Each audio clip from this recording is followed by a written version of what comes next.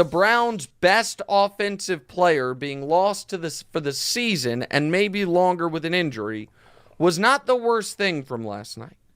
The worst thing for the Browns, that is, from last night was the further confirmation that the Cleveland Browns made one of, if not the, worst trade plus contract in NFL history.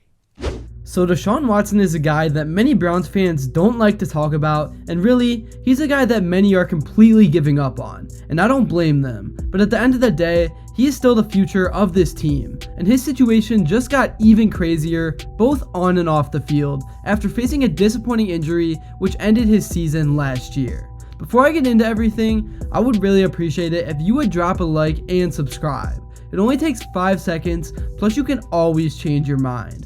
We are on the road to 20k subscribers, and your support truly does mean the world. Alright, so in case you haven't been paying any attention, more Deshaun Watson news just recently came out, stating that he may still not be done with all his legal stuff, which is just a nightmare situation for the Browns. And I'm not going to say it yet, but this trade may go down as one of the worst moves of all time. It could even be worse than the Russell Wilson Broncos deal.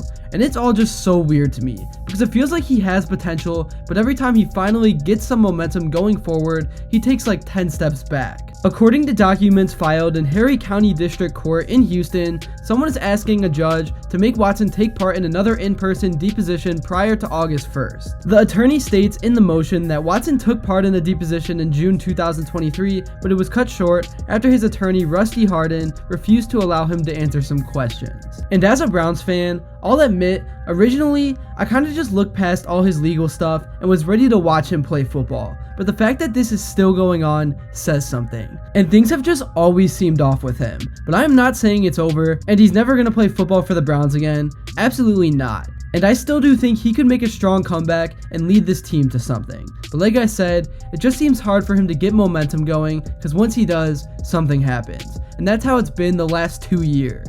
But the trade is done, and Watson has many more years left of being paid to play in Cleveland. So where does this team go from here? Do they try to get rid of him and bring in another QB, or do they just ride it out with him and trust that he's finally gonna have the breakout year everyone's been waiting for? To me, I guess you gotta keep him as the guy and put as many weapons around him as possible, but it's definitely important to have a solid QB2 option behind him.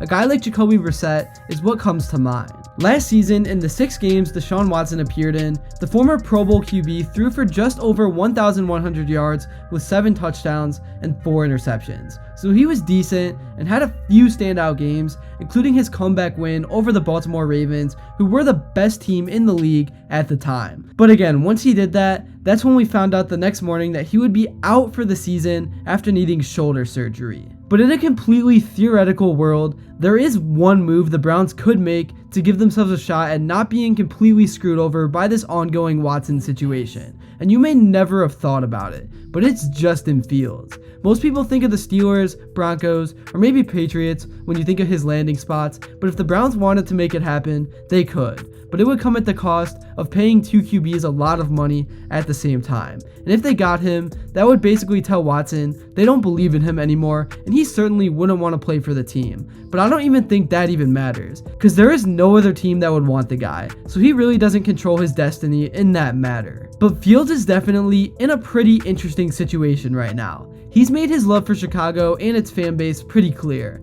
but Caleb Williams is supposed to be a generational talent, and the Bears seem like they're going to take him.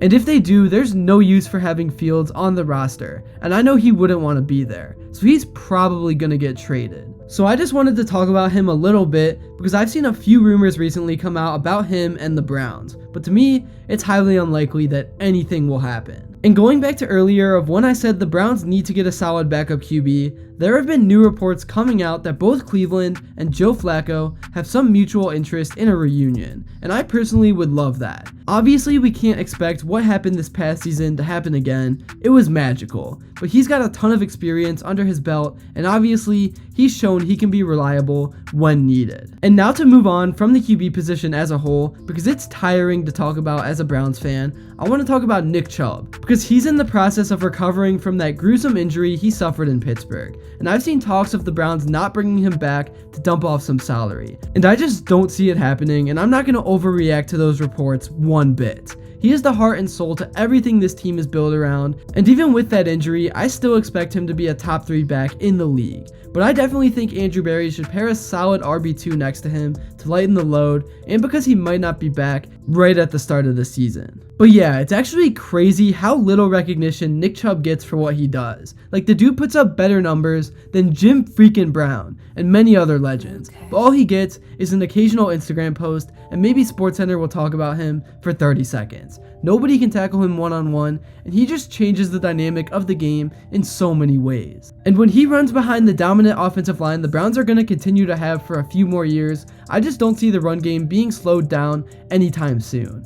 And if Deshaun Watson somehow can get back to his Houston form, then this offense is going to be something to watch. But until that happens, I just don't see the Browns becoming a legit contender that teams across the league fear. But one unit of the Browns the NFL definitely has their attention on is the defense. I know, the playoff game against Houston was a pretty embarrassing performance, but that doesn't take away from what the group did all year. They put up some historic numbers, and with most of the guys returning, I expect them to do it again. And I think Andrew Berry can make them an even deeper group than they already were. But at the end of the day, like I've said millions and millions of times, the future of the Browns is on Deshaun Watson's shoulders. And if he can't get all this legal stuff behind him, then I feel like his problems are just going to always linger, and he's never going to have a clear mind to get back to what he used to be. And his problems spread throughout the whole locker room, with him being one of the captains of this team. Looking ahead at the Browns' schedule next season, it's kind of brutal, but there definitely are some gimmies. And as we all know, there's always a few surprise teams that are way better than expected, and there's always a few good teams that fall off based on injuries and other things. They play teams like the Chiefs, Dolphins, Lions, and Cowboys, and then obviously the AFC North is always tough to deal with. That's really all I have to say for this video. Thank you all so much if you made it to this point, and if you enjoyed and haven't yet, make sure to drop a like and subscribe, because your support truly means the world. And also, let me know what you would like to see next, because even though it seems far away, the NFL is going to get back into the swing of things very soon, and there's going to be so much to talk about. But until then, I will see you all later.